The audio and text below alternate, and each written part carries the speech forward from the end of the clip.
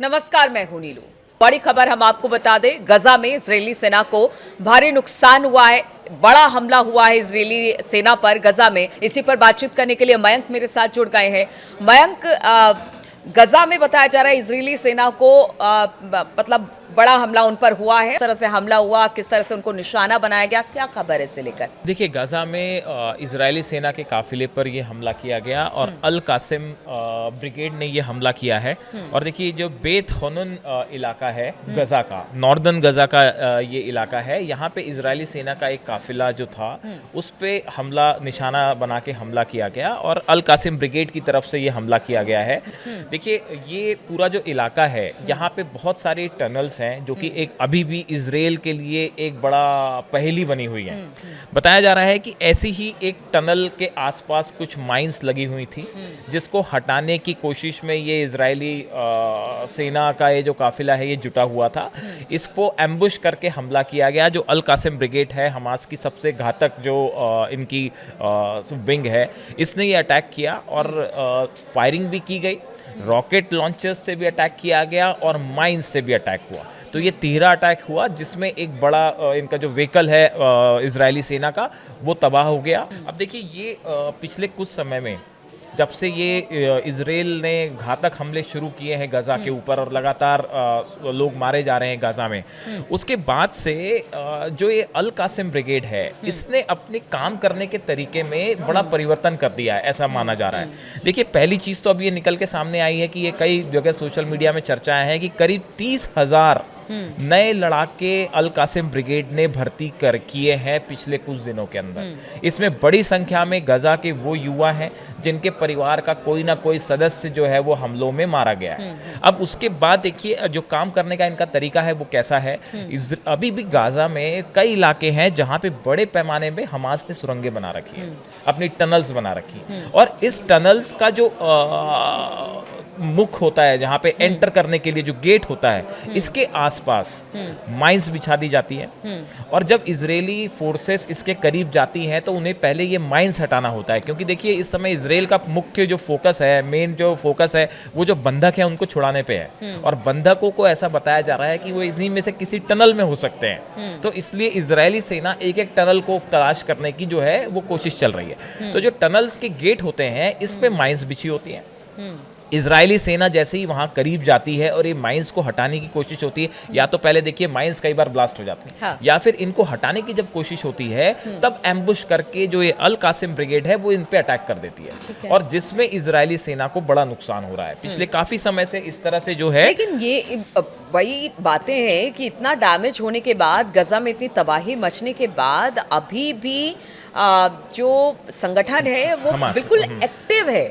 मतलब लगातार वो इजराइल को काहे बगाहे चोट पहुंचा ही रहा है। देखिए, इजराइल की तरफ से जितना हमला पिछले करीब 1.5 महीने में हमने देखा, और बहुत सारे लोग मारे गए, बहुत सारे लोग मारे गए। और अभी एक जो लेटेस्ट खबर आ रही है उसमें तो ये है कि जो यूएन वर्कर्स थे, मेडिकल वर्कर्स थे, इनके ऊपर भी हमला हो गया और काफी सारे वर्कर्स मारे गए, जिसको इजराइल ने स्वीकार किया है कि हमारी गलती थी और ये गलत डिसीजन की वजह से ये हमला हो गया।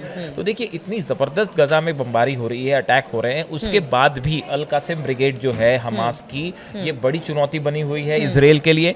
और ये कहा जा रहा है कि पिछले कुछ समय के अंदर, जो हम, जैसा कि मैंने बताया कि कहा गया कि करीब 30,000 नए लड़ाके भर्ती किए गए हैं। इसके साथ ही अल कासिम ब्रिगेड ने नए सोर्सेस से हथियार जुटाना भी शुरू कर दिया है। जो पुराने रूट से जो सप्लाईज थी वो बंद होने के बाद अब नए तरीके से फंडिंग रेज करने की कोशिश हो रही है, नए तरीके से हथियारों को जमा करने की कोशिश हो रही है। देखिए, बिना फंडिंग रेज किए हुए, हथियारों को जमा किए हुए आप लगातार इस तरह से डैमेज नहीं कर सकते हैं। बिल्कुल। तो आपको तो कहीं ना कहीं से आपको चाहे हथियार हो या फंडिंग हो, मुहैया कराई जा रही है। देखिए, ये जो अल कासिम ब्रिगेड है, जो हमास की विंग है, इसमें इन्होंने जो है 4 पार्ट में अपनी विंग को डिवाइड कर रखा है, इसकी पूरी सेना को। एक है मिसाइल विंग, एक है एयरबोर्न विंग, फिर है ड्रोन विंग और है इंटेलिजेंस विंग। जैसे किसी आर्मी की अलग अलग विंग्स होती हैं, किसी वैसे देश की आर्मी की, बिल्कुल इस तरह की जो हमने देखा था 7 अक्टूबर को जो हमला हुआ था, आपने देखा था उसमें बड़े सारे पैराग्लाइडर्स जो इजराइल में एंटर किए थे, वो इसकी एयरबॉर्न विंग थी जिसने अटैक किया था अल कासिम ब्रिगेड की।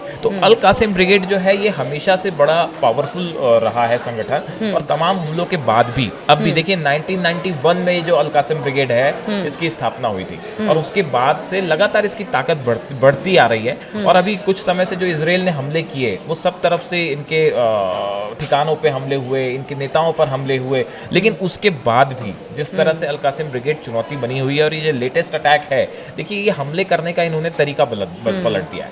पहले ये होता था कि शायद आमने सामने की लड़ाई ज्यादा हो रही थी, लेकिन अब एम्बुश करके, क्योंकि आपके काफी ज्यादा नुकसान हो रखा है, कमांडर बहुत सारे मारे गए हैं। हाँ। तो ये एक नई स्ट्रैटेजी पूरी बनी है अल कासिम ब्रिगेड की और हमास की, कि कैसे इजरायली सोल्जर्स को ट्रैप करना है, कैसे उनको फंसाया जाए अपने जाल में, उसके बाद हमला किया जाए और वो तुरंत वहां से हट भी जाते हैं। तो इजराइल के लिए देखिए, इजराइल के कमांडर ने अभी खुद कहा कुछ समय पहले कि भाई हमारे लिए सोल्जर्स की कमी हो रही है गजा में ऑपरेशंस के लिए, हमारे जो है सैनिक घायल हैं, थके हुए हैं। तो कुल मिला के ये हमास का जो ऑपरेशन है, इजराइल का जो ऑपरेशन है, इसके लिए ये एक बड़ा झटका है जिस तरह से अल कासिम ब्रिगेड इसे काउंटर कर रहा है। अब आने वाले कुछ दिनों में इसका किस तरह से इजराइल क्या कोई जवाब देता है या कोई रणनीति होती है, ये देखने की बात। मुझे लगता है मयंक कि जमीनी स्तर पर जब सामने से वार किया जाता है तब ज्यादा हमने देखा है, चाहे वो लेबनान के बॉर्डर पर भी हमने देखा और यहाँ पर भी, तब ज्यादा नुकसान इजराइल को। लेबनान वाले बॉर्डर पे तो अब नई खबरें आ रही हैं कि हिजबुल्लाह ने भी अल्टीमेटम दे रखा है इजराइल को कि आप एक निश्चित समय सीमा के अंदर अपनी सोल्जर्स हटाइए यहाँ से, अदरवाइज जो है आप पे फिर पहले जैसे हमले होंगे। हाँ। हम बार बार ये कह रहे हैं कि जो हिजबुल्लाह के साथ ये जो कुछ समय से शांति बनी हुई है, इस दौरान हिजबुल्लाह ने अपने आप को तेजी से मजबूत किया है, फाइनेंशियली भी, नए हथियारों का भी जैसे इनपुट्स आ रहे हैं कि नए हथियार भी हिजबुल्लाह के पास हैं, और वो भी एक बड़ा पलटवार करने के लिए तैयार है। तो देखिए, गाजा हो, लेबनान हो, चाहे हुतीज हो, तीनों स्तर पे इजराइल जो है वो फिलहाल तीनों मोर्चों पे उलझा हुआ है। हमास के साथ सीज फायर वाली बात फेल हो गई है जो हमने पिछले वीडियो में चर्चा की थी, और अब कुल मिला के जिस तरह से चुनौती अल कासिम ब्रिगेड दे रही है, ये इजरायली सेना के लिए एक बड़ा खौफ का मुद्दा बन गया है। बिल्कुल, तो गजा पट्टी में अल कासिम ब्रिगेड लगातार चुनौती इजरायली सेना के लिए बना हुआ है। इजरायली सेना आगे तो बढ़ती है लेकिन 2 कदम पीछे भी खींच लेती है, क्योंकि हमले इस तरह के हो रहे हैं। अब हर मोर्चे पर चुनौतियों का सामना इस वक्त इजराइल को करना पड़ा है। अब इन चुनौतियों से किस तरह से पार पाएगा इजराइल, लगातार इस पर हमारी नजर बनी रहेगी। आप बने रहिए हमारे साथ।